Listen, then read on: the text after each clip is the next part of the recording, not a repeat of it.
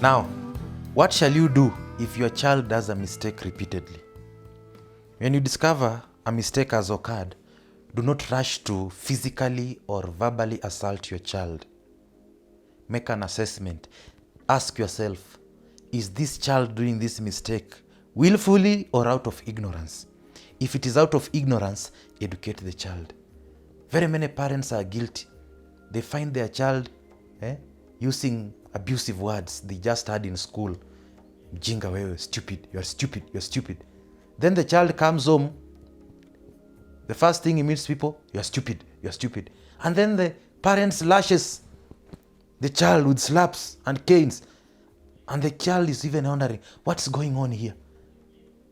Nobody has ever told that child about abusive language, to cease using abusive language. And when they do that, the child just starts to think, I think this parent is my enemy. He does not love me. Why is he beating me up? Ask yourself as a parent, have I taught my child concerning this issue?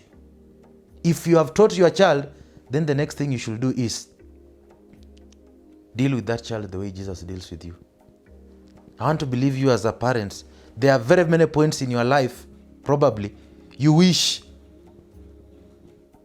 you could have changed because you know the express word of God, but you are not yet fully compliant. Now that you are not fully compliant, does God beat you all the times that you don't do it? No. Deal with your child the way God deals with you. Now, if the mistake keeps on repeating, you also, even not just repeat, even if it's for the first time, you also need to look at the gravity of the mistake, as well as the intellectual capacity of the child to determine the action. And God is faithful. In the book of James 1:5, he tells us, if we ask for wisdom from him, he is ready to give us. Child Guidance 234.1.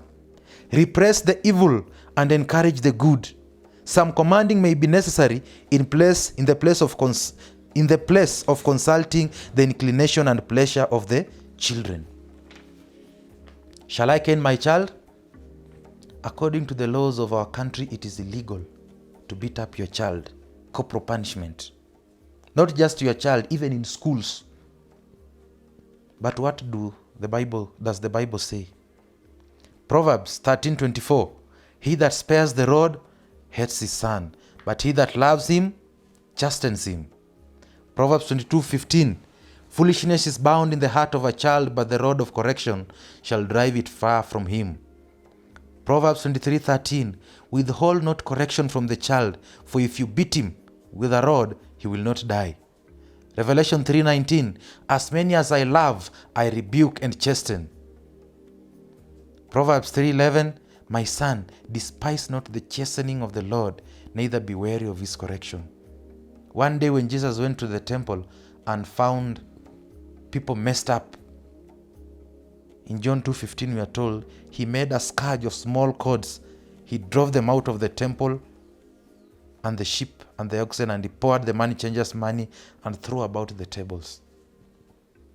It does not say he beat them up. It just says he made cords and drove them out.